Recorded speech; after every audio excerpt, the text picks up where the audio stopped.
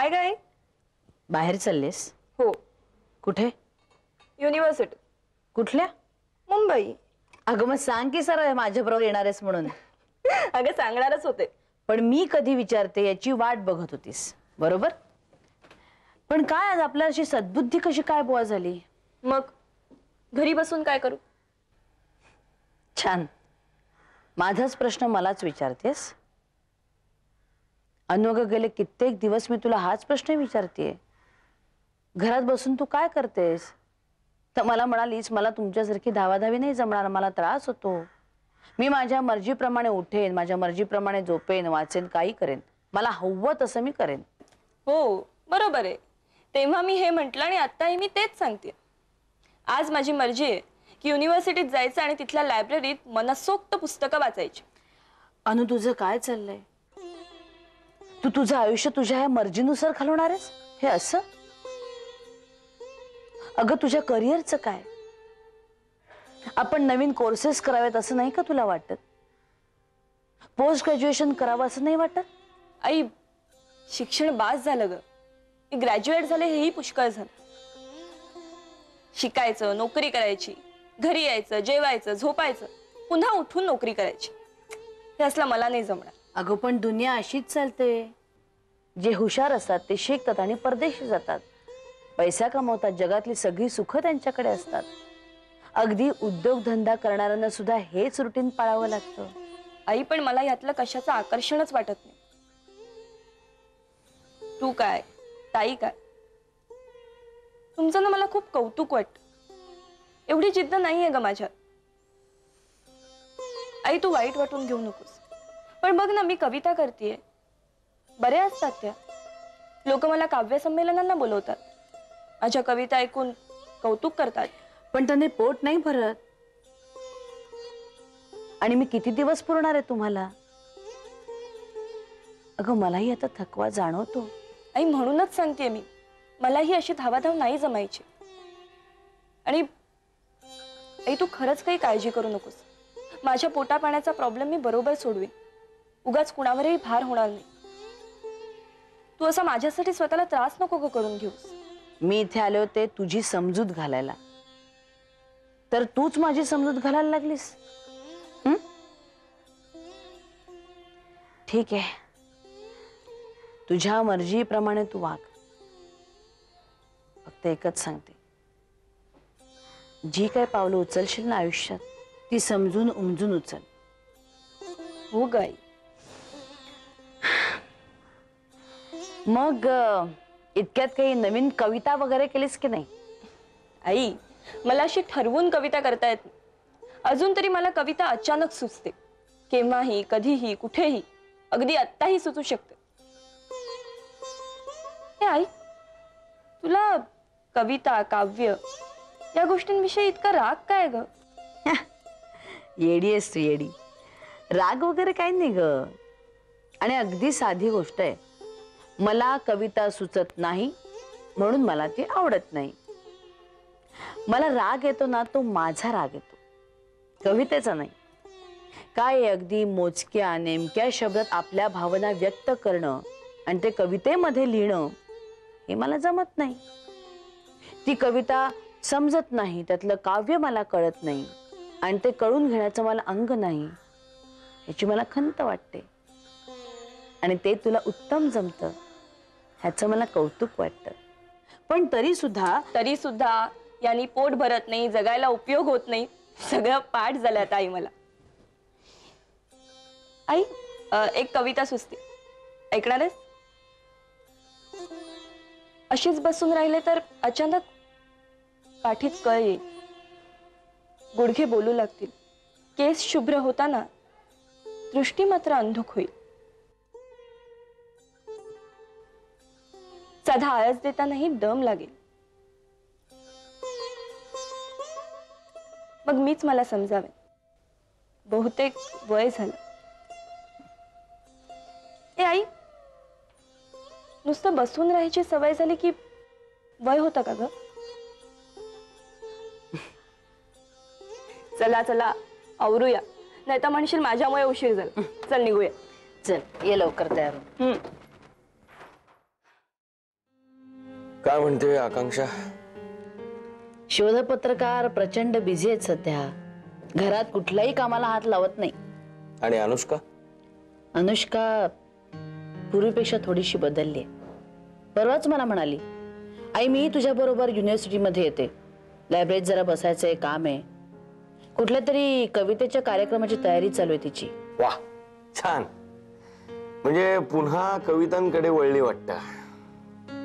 मी ऐकलं असं छान होतो तिचा कार्यक्रम. असं मीही ऐकलंय खरं.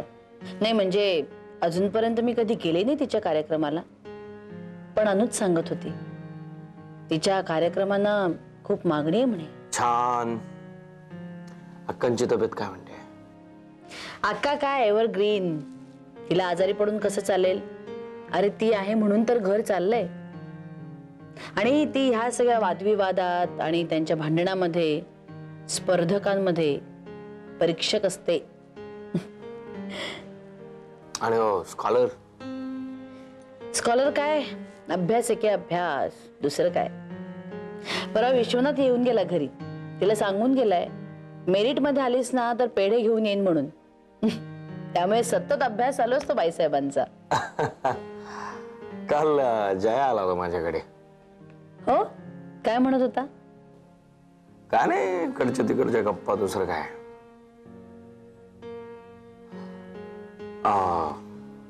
अक्षताचं आणि बंटीचं छान जमतं म्हणे.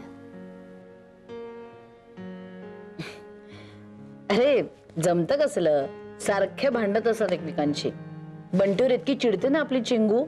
हा पण पाठीमाग्या तोंडावर काही बोलत नाही ती. मला एक सांग सुधा, अक्षता आणि बंटीची फक्त मैत्रीच आहे ना? हो, अगदी छान शुद्ध निखळ मैत्री आहे. का पण तू का असं विचारलंस? नाही, मी तुझ्या मताशी सहमत नाही. शुद्ध निखळ मैत्री, मला माहित असलेली शुद्ध निखळ मैत्री फक्त एकच, तुझी आणि जयाची. सुधा गोखले आणि जया निमकर यांची मैत्री. अरे पण बंटी आणि अक्षता सुद्धा एकमेकांना अगदी लहानपणापासून ओळखतायत आणि अगदी लहानपणापासून ते एकमेकांशी भांडतायत. हो, पण ते आता मोठे झालेत, वयात आले. म्हणजे तुला असं म्हणायचंय की ती दोघ जण एकमेकांच्या प्रेमात वगैरे पडलेत? जया म्हणत होता ते जर खरं असेल तर इट्स टू अर्ली टू से.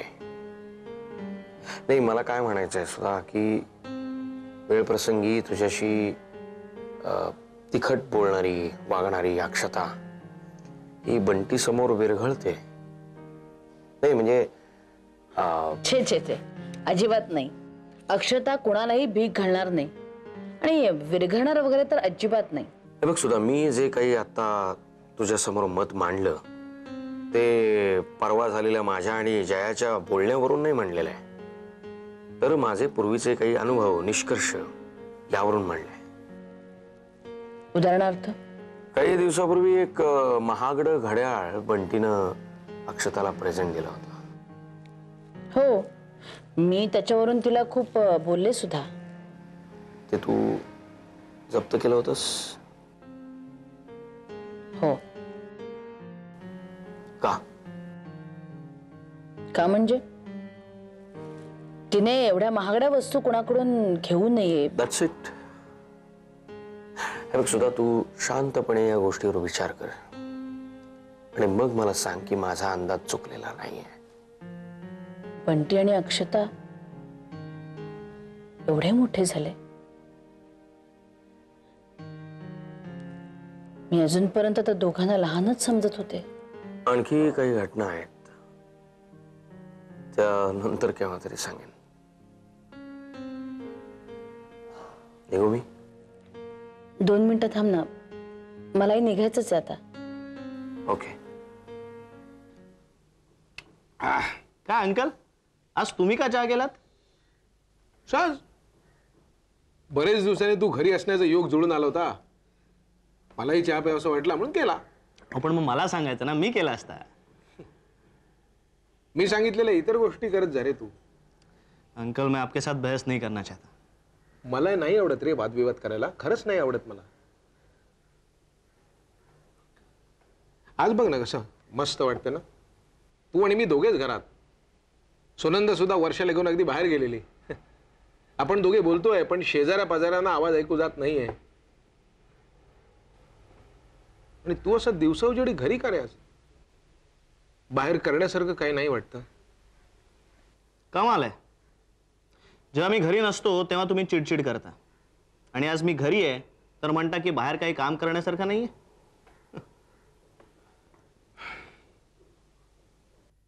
तू आणि अक्षता चोरून भेटता का रे? चोरून?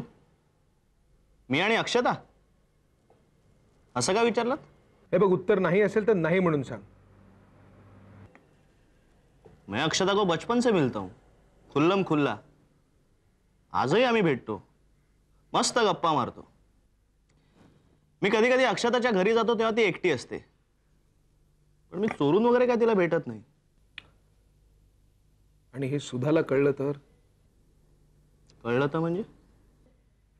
अरे कळलं तर म्हणजे माहिती आहे त्यांना. तिला माहिती आहे आणि हे तुला माहिती आहे. कशावरून? हो, मागे एकदा मी तिला एक घड्याळ दिलं होतं. मला आवडलं होतं. वाटलं अक्षतालाही आवडेल, मस्त दिसेल तिला, म्हणून दिलं. आणि ते तितकंसं महागही नव्हतं. पण अक्षताच्या आईला ते फार महाग वाटलं, म्हणून त्यांनी ते जप्त केलं. अक्षता को बहुत गुस्सा आया था. तिने शरद काकाला सुद्धा हे सांगितलं. नंतर मीच तिला म्हटलं, जाऊ दे. अरे बाबा, पण तिला घड्याळ घेऊन द्यायची गरज काय? तिच्याकडे अगोदर घड्याळ होतं. जय अंकल, आप मेरा मजाक नहीं उड़ाना. मैं जो कुछ करता हूं चोरी चुपके नहीं. अक्षता मुझे अच्छी लगती है, बहुत प्यारी लड़की है वो.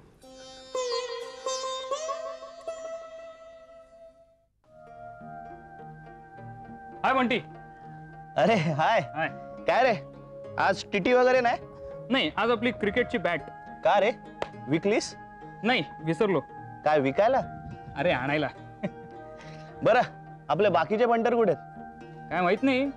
हा, लायब्ररीत वगैरे गेले असतील किंवा घरी सुद्धा गेले असतील, काय सांगता येत नाही. बर. अरे ते जाऊ दे.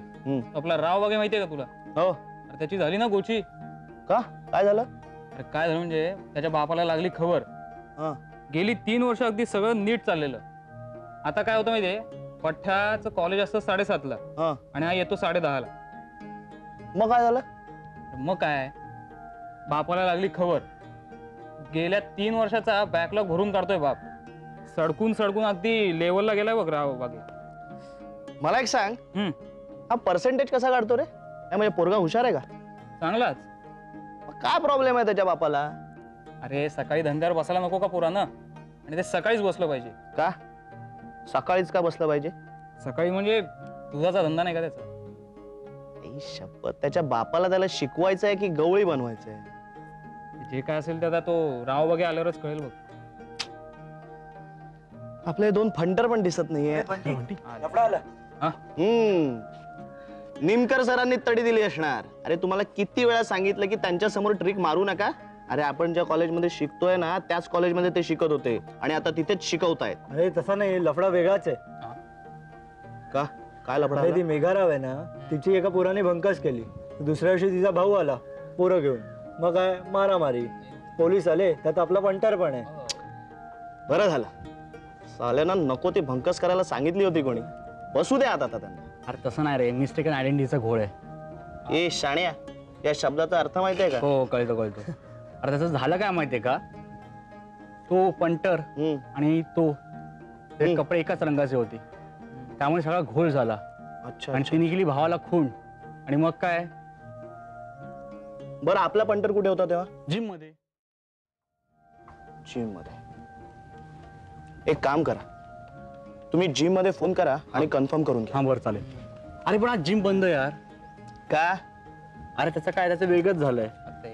जिम वाल्याची पोरगी आहे ना ती गेली वॉचमन बरोबर पळून. बरं कुठल्या पोलीस स्टेशनला आहे? वेस्टला. वेस्टला. ठीक आहे, एक काम करा. नाही नको, हे सगळेच ठेव. तिकडे इन्स्पेक्टर बागायतकर असेल, हां. त्याला माझं नाव सांग हां. आणि जामीन देऊन सोडून घे. बरं चालेल. हे चालेल. चल चल चल Bunty bye.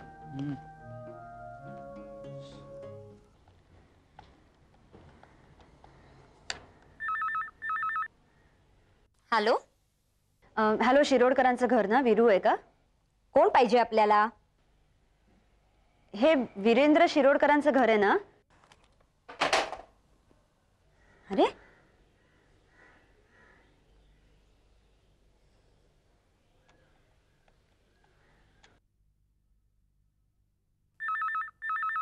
Hello. Hello Veeru, कोण पाहिजे आपल्याला? जरा विरूला द्या ना प्लीज.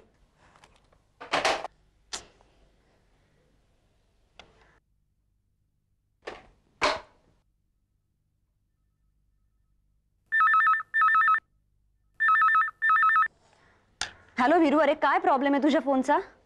हां, I am sorry, I am extremely sorry. काय म्हणालात? नाही, मॅडम नाही आहेत घरात. आपण कोण? हां हां हां, सांगा. New wave publications, Bhatkhande. बरं, कुठली पुस्तकं हवी आहेत? सोशॉलॉजीची? ठीक आहे. हो ठीक आहे, सांगते. ओके.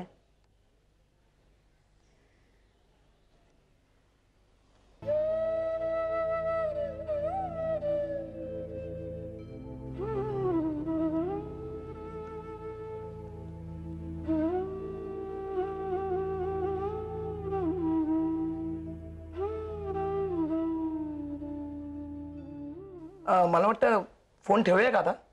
काही नको, तिचाच होता. आवाज ओळखला होता मी. कोण होते का? आकांक्षा, दुसरं कोण? सारखी मागे मागे असते यांच्या. हां. तिला हे कळत नाही. विरूचं लग्न झालंय, लटका कळेना, संसार आहे त्याला. काय आई नाही म्हणतात ना, बाप तशी बेटी. म्हणजे अहो बाप तसाच होता, गेला पळून एका बाई बरोबर. काय सांगतेस काय? मग काय काय म्हणतात त्याला, वैचारिक संबंध, काय बुद्धिवादी नातं का काय, शेवटी काय नावं वेगळी, बाकी सगळं तेच. हां. पण आई खंबीरपणे उभी आहे. हो. पण मुलींना काही आहे का त्याचं? मी काय म्हणतो, आपण ठेवूया आता रिसिव्हर. आता नाही येणार परत फोन.